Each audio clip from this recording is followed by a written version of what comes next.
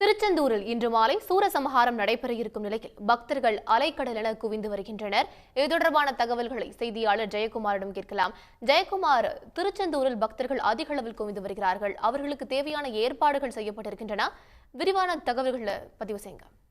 ஆறுபடை வீடுகளில் இரண்டாம் படை வீடானது சுப்பிரமணிய சுவாமி திருக்கோவில். இந்த கோவிலில் நடைபெறக்கூடிய விழாக்களில் இந்த சஷ்டி விழா மிகவும் பிரசித்தி பெற்றது. இந்த சஷ்டி விரதமானது கடந்த 22ஆம் தேதி துவங்கி நாளை வரை நடைபெறும். இன்று நடைபெறக்கூடிய சூரசம்ஹார நிகழ்ச்சியை காண்பதற்கு லட்சக்கணக்கான பக்தர்கள் கூடுவது வழக்கம். இந்த கோவிலை சுற்றிலுமே ஆண்டுக்காண்டு முருக பக்தர்கள் கூட்டம் அலைக்கடலென அலைமோதி வருகிறது. இன்று மாலை நடைபெறக்கூடிய நிகழ்விற்கே நேற்று மாலை முதலே பக்தர்கள் அதிகமாக கூடி வந்தார்கள். இந்த பக்தர்கள் அதிக கூட்டம் வருவார்கள் என்பதால் மாவட்ட நிர்வாகம் தரப்பில் 4300 போலீசார் பாதுகாப்பு பணியில் ஈடுபட்டு வராங்க. பக்தர்கள் கூட்ட நெரிசல் அங்கிருந்து வெளியே வரதுக்கு கஷ்டப்படுவாங்கன்றதுனால அவங்க இருக்கக்கூடிய இடத்திலேயே குடிப்பதற்கு தேவையான குடிநீர் போன்ற வசதிகளும் செய்யப்பட்டிருக்கிறது. இந்த சூரசம்ஹாரம் நடக்கும் நிகழ்ச்சியிலிருந்து சிறிது தூரத்திலேயே கழிப்பிட வசதிகள் மற்றும் குளிப்பதற்கு தேவையான அனைத்து வசதிகளையுமே செய்திருக்கிறது.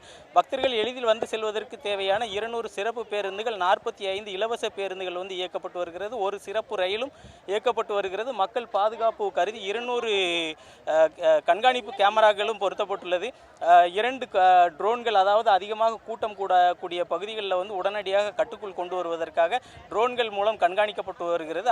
அதை சிறப்பாக கண்காணிப்பதற்கு தனி கட்டுப்பாட்டு அறையும் ஏஐ தொழில்நுட்பம் மூலம் இயக்கக்கூடிய இந்த ட்ரோன்களும் திருச்செந்தூர் இந்த சூரசம்ஹார நிகழ்ச்சியில் காவல்துறையினால் கொண்டு வரப்பட்டுள்ளது. அது மட்டுமல்லாமல் பக்தர்கள் இன்று சூரசம்ஹார நிகழ்ச்சியை பார்த்துவிட்டு கடலில் நீராடுவது வழக்கம். நீராடி சென்றால் நினைத்தது நிறைவேறும் என்பது அவர்களது நம்பிக்கை.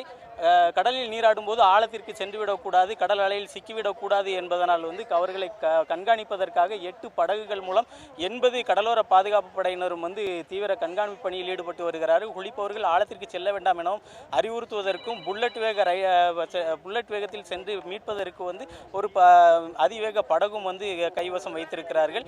தற்போது இந்த கோவிலோட முக்கிய சிறப்பு என்னன்னா, இந்த கந்த சஷ்டி திருவிழா சஷ்டி விரதம் இருந்து வேண்டியது நிறைவேறும் என்பது ஐதீகம்.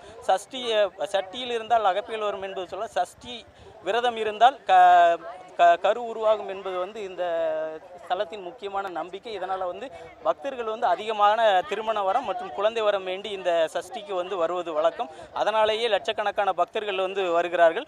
கந்த சஷ்டியை தேவராய சுவாமிகள் எழுதியிருக்கிறார். அவர் தீராத குஷ்ட நோயினால் இருக்கும்போது இந்த கடலில் விழுந்து தனது உயிரை மாய்த்து கொள்ள வரும்போது முருகர் அவருக்கு காட்சி அளித்து இந்த கந்த சஷ்டியை எழுதுவதற்கு தூண்டியதாக கூறப்படுகிறது.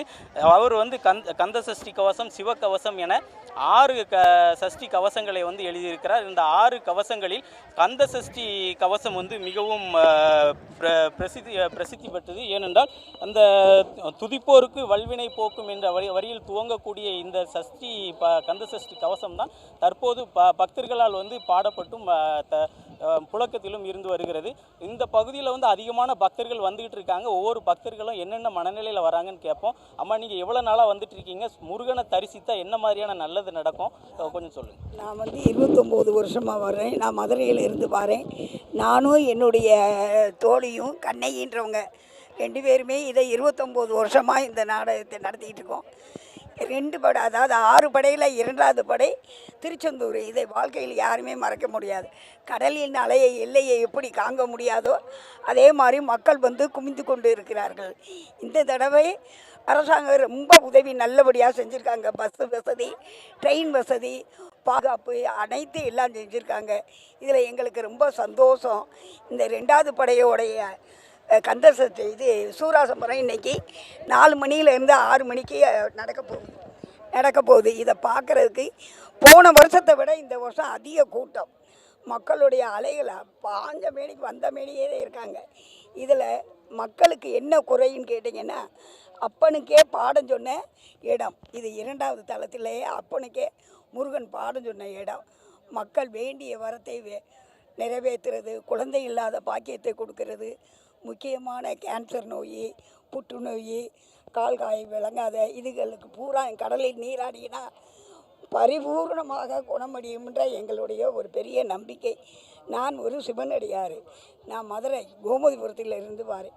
நானும் என் கண்ணகின்ற ஒரு ஃப்ரெண்டையும் இதில் நாங்கள் திரு ஆலவாய் அண்ணல் ஆறுமுகமும் ஓம் சக்தி அம்மா பானுமதின்ற சபையில் ஆனந்த சபைன்றதிலே நடத்தி வரோம். வாழ்க வளமுடன். முருகனுக்கு சொல்லிடுறார் அரோகரா, கந்தனுக்கு அரோகரா, கடம்பனுக்கு அரோகரா, வேலனுக்கு அரோகரா, என் அப்பனுக்கு அரோகரா, ஈசனின் மைந்தனுக்கு அரோகரா, பார்வதி மைந்தனுக்கு அரோகரா, வள்ளி தெய்வானை மணவாளனுக்கு அரோகரா. அரோகரா சொல்லுங்கப்பா, அரோகரா. இந்தியா மட்டுமல்லாமல் வெளிநாடுகளிலும் இருந்து பக்தர்கள் வந்திருக்காங்க. இப்போ இலங்கையிலிருந்து வந்திருக்கக்கூடிய பக்தர் ஒருத்தவங்க இருக்காங்க. நீங்கள் இந்த முருகர் கோவிலுக்கு இப்போ தான் வரீங்களா, இதுக்கு முன்னாடி வந்திருக்கீங்களா, எப்படி தெரியுது? வெற்றிவேல் முருகனுக்கு அரோகரம். நான் தனேஷ், இலங்கையிலேருந்து ஹெட்டன்லேருந்து வந்திருக்கேன். இது 3வது தடவை நான் திருச்செந்தூர் வர்றது. 17வது வருஷம் நான் விரதம் பிடிச்சிருக்கேன். அந்த திருச்செந்தூர் மகிமையோட என்னோட்டு ஒரு மகிமையும் சொல்லணும். 8வது வருஷம் நான் சஷ்டி பிடிச்சிக்கிட்டு இருக்கப்ப இதே சூரன் போர்னைக்கு தான் நம்மளோட அம்மாவை இறந்தாங்க. அது முருகன் அருளோ இல்லாட்டி தெய்வத்தில் சித்தமோ தெரியல. அதிலிருந்தே இன்றைய மட்டும் ஒரு சில கஷ்டங்கள் வந்திருந்தாலும் முருகன் பெரும்பாலுமே எனக்கு நல்லது தான் கொடுத்துருக்கார். அதே போல் ஸ்ரீலங்காவில் இருக்க இன்றைக்கி நல்ல ஒரு கந்தசுவாமி கோயில், கதிர்காம கந்தன், ஹெட்டன் மாணிக்க பிள்ளையார் ஸ்ரீ சுப்பிரமணிய தேவஸ்தானத்தில் இன்றைக்கி பெரும் உற்சவமாக இது நடக்கும். அதே போல் நம்ம கலர் கடந்து இங்கே பார்த்துருக்கப்ப இதை பார்க்குறப்ப ரொம்ப மகிழ்ச்சி. அதே மாதிரி இந்த தமிழ்நாட்டு அரசுக்கு மிக்க நன்றி சொல்லணும். ஏன்னா இலவச பேருந்து, இலவச ரயில் செஞ்சு கொடுத்துருக்காங்க, பாதுகாப்பு. அதே மாதிரி இந்த சூரன் போகிற கண்டு கழிக்கிறதுக்கு நான் வந்தது ரொம்ப மகிழ்ச்சி. எனக்கு இந்த உதவியை தந்த சன் நியூஸ்க்கு என்னோட மனமார்ந்த நன்றிகள்.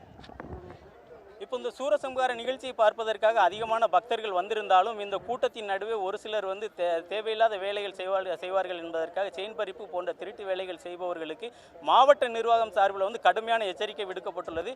அப்படி ஏதேனும் திருட்டு சம்பவங்களில் ஈடுபட்டால் பெயிலில் வர முடியாத அளவிற்கு கடுமையான நடவடிக்கை எடுக்கப்படும் என மாவட்ட காவல்துறை சார்பில் தெரிவிக்கப்பட்டுள்ளது. மாலை நடைபெறக்கூடிய சூரசம்ஹாரத்தை காண்பதற்கு தற்போதே கடல் மண் தெரியாத அளவிற்கு தலைகளாகவே தெரியக்கூடிய அளவிற்கு பக்தர்கள் கூட்டம் கடற்கரையில் அலைமோதி வருகிறது. விவரங்களுக்கு நன்றி ஜெயக்குமார்.